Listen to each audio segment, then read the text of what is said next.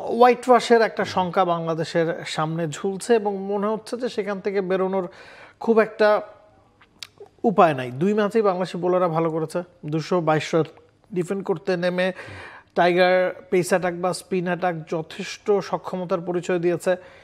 191 run, যেটা আবুধাবিতে সর্বনিম্ন, সেই রানে আফগানিস্তানকে আটকে রাখার পর যেভাবে ব্যাটিং ধস আমরা দেখেছি, মনে হচ্ছে যে এই আফগানিস্তানের সাথে যে মেন্টাল ব্লকেজে বাংলাদেশ চলে গেছে সেখান থেকে ফিরে আসার উপায় নাই। আপনি কি একমত কিনা?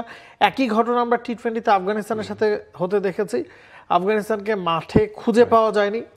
এশিয়া কাপে আফগানিস্তান সুপার 4-এ খেলবে ভেবেছিল, সেখান থেকে তারা যখন বাদ পড়লো টি-20 সিরিজে তারা লড়াই করতে পারেনি বা তাদের মধ্যে যে ফাইটিং স্পিরিট সেটার অভাব ছিল।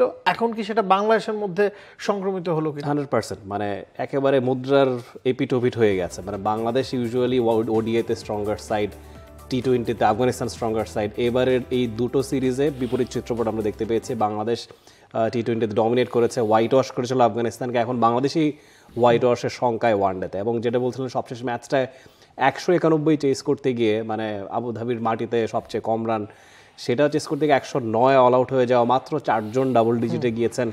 এটা প্রমাণ করে যে আমাদের ব্যাটিং ক্যাপাবিলিটিস অনেকখানি কি বলবো ভঙ্গুর অবস্থায় আছে। মানে টি-20তে এশিয়া কাপে ধরুন আমরা এক্সপেক্টেড আউটকামটা পাইনি, কিন্তু শ্রীলঙ্কাকে হারানো, আফগানিস্তানকে হারানো, সেগুলো অ্যাচিভমেন্ট। এবং হংকংয়ের বিরুদ্ধে ভুল না করা, সেখানে ব্যাটারদের কিছুটা হলেও নৈপুণ্যের ছাপ দেখা গেছে, যেটার একেবারেই ওয়ানডেতে দুটো ম্যাচের একটাতেও দৃশ্যমান ছিল না।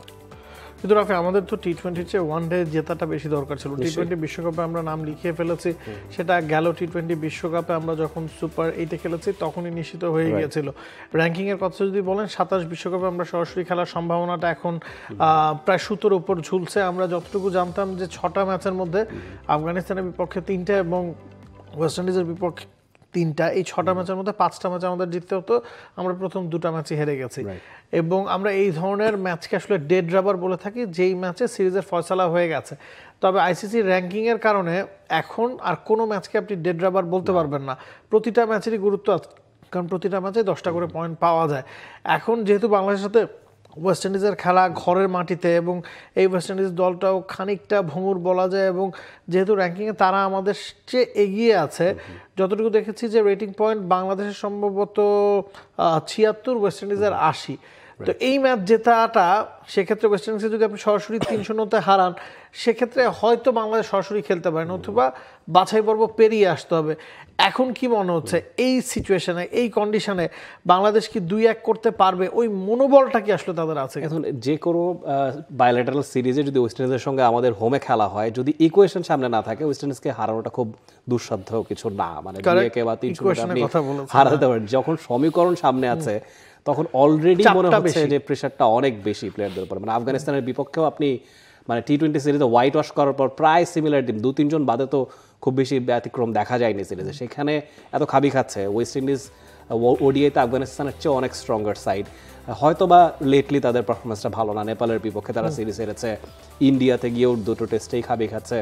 তারপরেও আপনি 3-0-তে ওয়েস্ট ইন্ডিজকে হোয়াইট ওয়াশ করে দেবেন, সেটা আপনি ধরে রাখতে পারেন না। মানে হয়তো বা 2-1 জেতাটা খুব সম্ভব, উল্টো হেরেও বসতে পারেন, হু নোস। মানে এরকম নিশ্চয়ই আমরা এক্সপেক্ট করবো না, বাট ট্র্যাক রেকর্ড তো এরকম আছেই যে আমরা তো ওয়েস্ট ইন্ডিজের বিপক্ষে ঘরের মাটিতেও হেরেছি, আবার ওয়েস্ট ইন্ডিজে গিয়েও ওয়েস্ট ইন্ডিজকে হারিয়েছি। তো খুব বেশি আসলে এই ব্যাপারে হোপফুল হবার সুযোগ নেই। মানে আপনাকে মোস্ট লাইকলি এখন যে টিমের সিনারিও, মানে the way they are playing, মনে হচ্ছে দেখে যে হয়তো বা কোয়ালিফায়ার খেলতে। এই ম্যাচে একাদশে কোনো পরিবর্তন সম্ভাবনা দেখেন কিনা? আমরা প্রথম ম্যাচের তুলনায় দেখেছি দ্বিতীয় ম্যাচে কিছু বদল এসছে, ট্যাকটিক্যাল বদল। মুস্তাফিজুর রহমান ফিরেছিলেন, রিশাদকে খেলানো হয়েছে, 2 জন পেসার এবং 3 জন স্পিনারের যে চিরায়ত ফর্মুলা সারজাতে বা আবুধাবিতে বা দুবাইতে খাটে, সেখানে বাংলাদেশ ফিরেছিল 3 পেসার থেকে সরে এসে। ব্যাটিং আসলে খুব বেশি অপশন আপনার হাতে নাই। তানজিদ তামিমের জায়গায় যেহেতু নাইম শেখ দুবাইয়ে গেছেন, এখন আবুধাবিতে আছেন, তাকে আপনি খেলাতে পারেন, তাকে খেলাতে চান কিনা? এবং বোলিং লাইন আপটা আসলে ভালোই করেছে, ওই জায়গায় তো বদলের খুব একটা সম্ভাবনা আমি দেখি না। মিডল অর্ডারেও আপনার কাছে খুব বেশি অপশন নাই।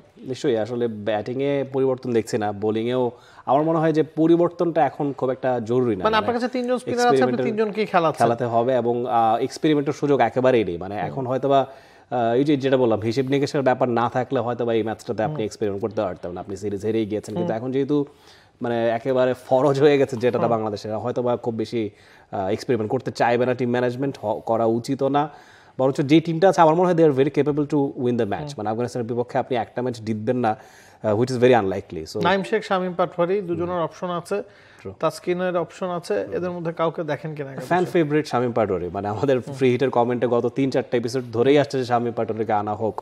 মানে সেখানে অনেকেই জাকার আলী অনেক বা নুরুল হাসান সোহান তাদেরকে রেস্ট দিতে বলছেন, বাদ দিতে বলছেন।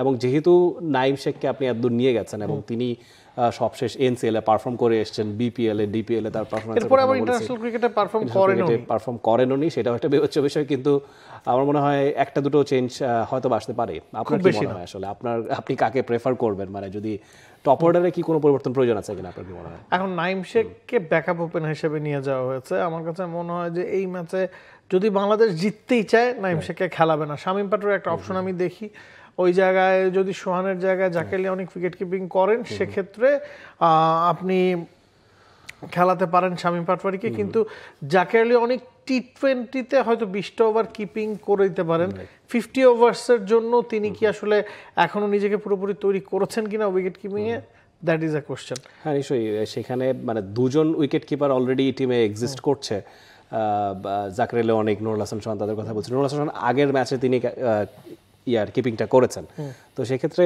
যদি তিনি টিমে থাকেন সেক্ষেত্রে মানে শামীম পাটোয়ারির সুযোগটা কোথায়? মানে জাকের আলী অনেককে তাহলে আপনার এলিমিনেট করতে হচ্ছে।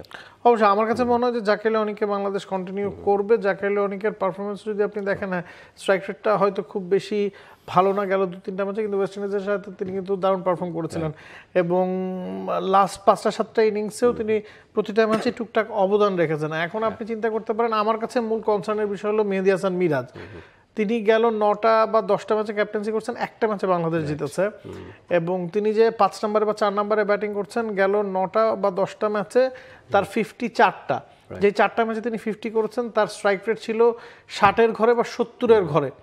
একটা ম্যাচে তিনি সম্ভবত 73 বলে 73 রান করেছিলেন, সেই ম্যাচে বাংলাদেশ 321 রান করেছিল ওয়েস্ট ইন্ডিজের এগেনস্টে, যেই ম্যাচে আবার ওয়েস্ট ইন্ডিজ 24-25 বল বাকি থাকতে জিতেছে। মানে সেই ম্যাচেও ওই স্ট্রাইক রেটে ব্যাটিং করাটা আসলে খুব একটা উপযুক্ত ছিল না। এখন মিরাজ যখন 5-এ ব্যাটিং করতে নামছেন, তখন বাংলাদেশ আর্লি 3টা উইকেট হারিয়ে ফেলছে, তখন মিরাজ গিয়ে ধরে খেলছেন, যেটা মিরাজের সাথে খুব বেশি মানিয়ে যায়। কিন্তু ওই ধরে খেলাটাই দিন শেষে গিয়ে আবার কাল হচ্ছে। এখন এই সিরিজে আপনি সেই কথাটা বলতে পারবেন না, কারণ এই সিরিজে তো আমরা রানই করতে পারছি না, সেক্ষেত্রে আর স্ট্রাইক রেটের কথা বলে তো আসলে আর লাভ নাই।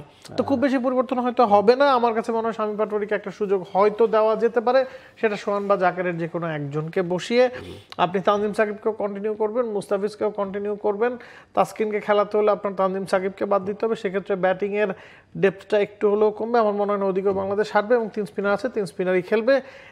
এটাই আসলে বাংলাদেশের সেরা একাদশ। 2-1 তো এখন এদিক সেদিক করতেই পারে, সেটা স্ট্র্যাটেজিক্যাল মুভ হওয়ার সম্ভাবনাই বেশি। For more updates, subscribe to our YouTube channel and click on the bell icon. Follow us on Facebook and Instagram. Download T-Sports app to enjoy exciting games and highlights. Visit tsports.com.